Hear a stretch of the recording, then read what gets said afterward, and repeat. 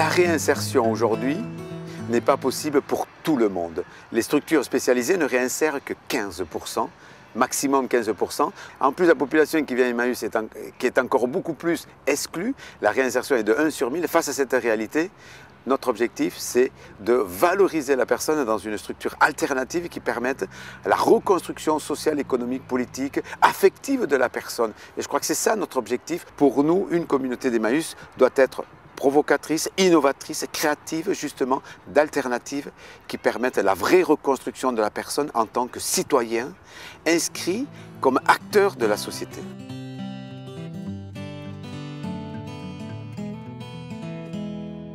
Je suis arrivé en juin dans la maison, avant j'étais dans un mobil-home. Ce que j'apprécie beaucoup, c'est le coin salle de bain, qui est quand même plus agréable. J'ai posé candidature, comme je suis propre, ils ont donné leur accord. Les conseillers du village. Et hier, il y a quelqu'un que je rencontre sur la route. Il me dit, si tu veux, je te ramène. La première chose que je lui ai dit, rentre, je vais te faire voir ma maison. On est quand même fiers. Ce monsieur a été surpris. Il est rentré, bon, il est resté un quart d'heure, on a bu un café, il était content, il m'a dit c'est pas mal chez toi. Hein. J'avais mes deux filles qui vivaient ici à la communauté et on était dans un mobil-home. On avait un mobil-home plus 2 caravanes qui leur servaient de chambre. Et c'est pour ça que j'ai été privilégié pour venir habiter déjà dans une maison comme ça, quoi. Philippe avait fait des plans, machin et tout. Et en voyant ces plans, ben moi je me suis dit, tiens, une maison comme ça, ce serait bien, machin et tout. Puis il y a des choses qu'on a modifiées avec lui. Puis en fait, voilà, ça s'est fait comme ça, quoi.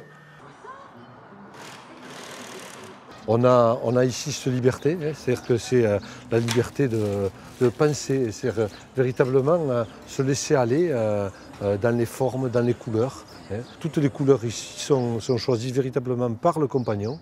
Voilà. Les formes sont choisies aussi par lui. Après, moi je suis obligé de moduler techniquement sur certaines choses, mais voilà, c'est vraiment un partage. Hein. La maison, c'est un véritable partage. Bon, moi je pense qu'il faut laisser rêver les gens, il faut les laisser imaginer, même les trucs les plus excentriques.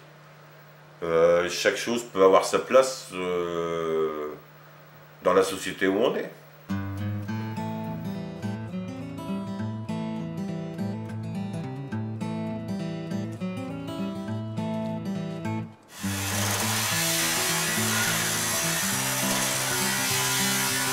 Quelque chose que j'ai choisi de faire. Mais je savais pas à l'époque, quand j'ai commencé, je savais pas que j'allais faire la mienne. Hein. Depuis ce temps-là, ça fait 3 ans et demi, je fais ça. Je fais des maisons comme ça, j'aime bien. Voilà. Puis en plus, la première, bah, c'est la mienne. Donc c'est vachement plus facile pour s'y intégrer. Et... ouais, ça représente beaucoup de choses.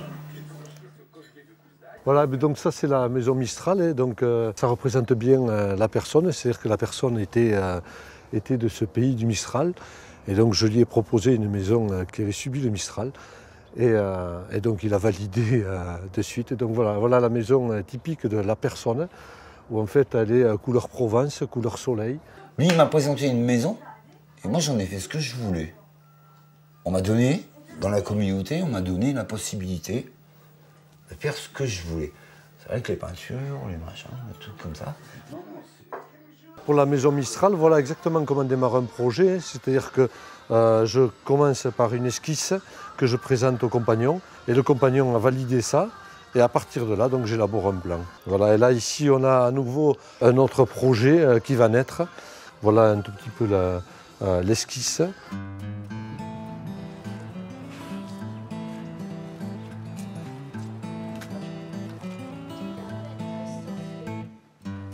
Ben, disons que tous les mois on a des réunions de village, et puis on a demandé qui voulait habiter ici, donc voilà, je me suis proposé.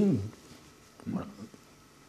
Et puis ceux qui résident ici ont voté pour que j'y sois. Là, pendant les vacances, les après-midi, je venais travailler ici, mettre en peinture, enfin faire différents travaux. C'est plus durable, enfin c'est plus chez soi, c'est une maison, quoi. Le but, c'est véritablement de sortir tous ces mobil-homes et de faire des maisons qui vont changer leur vie. Hein. La maison n'est qu'un outil, c'est un outil social.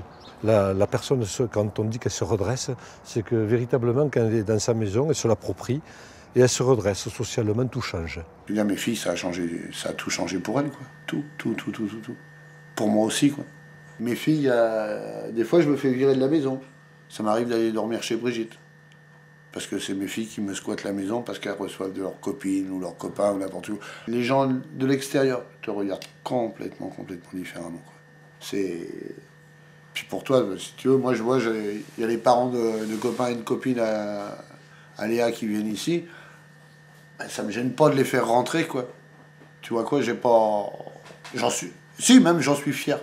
Je peux pas dire que c'est pas... Quelque part, j'en suis fier parce que ça permet de dire aux gens, tiens, vous voyez, regardez, les pauvres petits chiffonniers d'Emmaüs, ben, ils sont pas si malheureux que ça, quoi.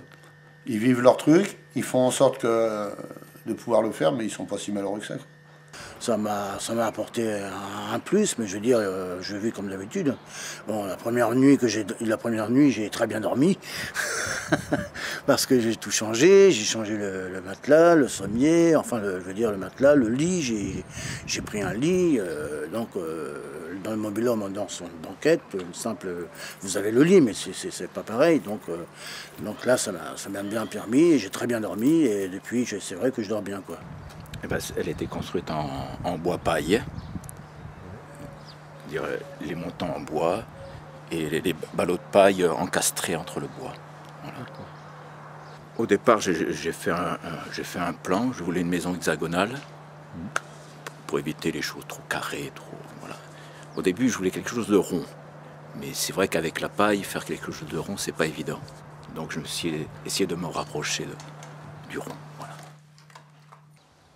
C'est un village un peu laboratoire, hein, c'est-à-dire qu'on a utilisé plein de méthodes constructives, de manière à ce que les compagnons aussi, les compagnons de l'équipe d'éco-construction, voient un tout petit peu toutes les méthodes qui existent. J'ai des cuisiniers, des gardes du corps, enfin un tout petit peu tout. Et donc ça a été un choix de venir à l'équipe d'éco-construction. Et donc un des éléments importants aussi, c'est que les compagnons qui travaillent en éco-construction font les maisons pour leurs copains. Et ça, c'est un élément aussi qui compte dans la vie de la communauté, ça compte. Les gens venaient de l'extérieur pour venir voir la maison en construction et tout le dimanche. Et c'était sympa, quoi, de les recevoir et de leur expliquer un peu l'histoire de la maison. Voilà. Et puis maintenant, on est dedans, quoi. Et on apprécie vraiment. Parce que c'est une jolie maison. Moi, j'ai jamais vécu dans une maison, donc pour moi, ça change tout. Donc, c'est la découverte. Puis on s'y sent mieux. Puis moi, depuis que j'ai construit la maison, je me sens mieux déjà dans ma tête et je grandis un peu plus vite, quoi, on va dire. C'est aussi une démarche chez le compagnon à se dire oui, je reste. Oui, je vais vivre ici parce que je me plais ici et donc je reste ici. Voilà. Donc c'est aussi tout un processus. Hein, il faut savoir que le mobil-home, on est censé repartir. Là, dans la maison, effectivement, on va s'attacher peut-être davantage. Le compagnon le sait, ça, hein, il le vit, ça. Hein, donc il s'enracine un tout petit peu plus. On sent bien qu'il s'approprie davantage la communauté, sa maison. Et voilà, il est vraiment dedans. Là, je vais faire deux allées avec des dalles et je mets des jardinières de fleurs. Des soucis, j'aime beaucoup les soucis, des œillets. Il y a une vie de quartier, de toute façon, on se connaît tous, on est pratiquement toute la journée ensemble. Et après, on essaye de trouver des animations de quartier, on essaie de faire vivre le quartier. Bon, après, maintenant, il y a tout l'aménagement extérieur qu'on va faire ensemble, les chemins et tout. Voilà. Là, on s'est regroupés pour faire une pièce de théâtre, pour présenter au reste de la communauté. Voilà, on fait les choses ensemble. Voilà.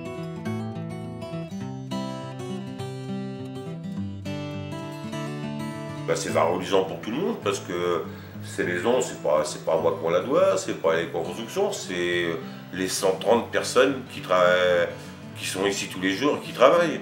Ça va de Denise qui nettoie les toilettes, qui rend les chiottes accueillantes et tout, à Yola qui trie ses poches en plastique, au mec qui vend, au mec qui a atelier qui répare. C'est le travail de tout le monde. C'est un choix de vie qu'on a fait en fait, voilà. Nous on veut rester ici, on a vécu ici, on s'est connus ici en fait tous les deux. C'est notre famille, c'est ici qu'on se sent le mieux en fait. Je m'arrête, je suis là. Je m'arrête ici. Je suis très content d'être l'heureux élu de cette maison.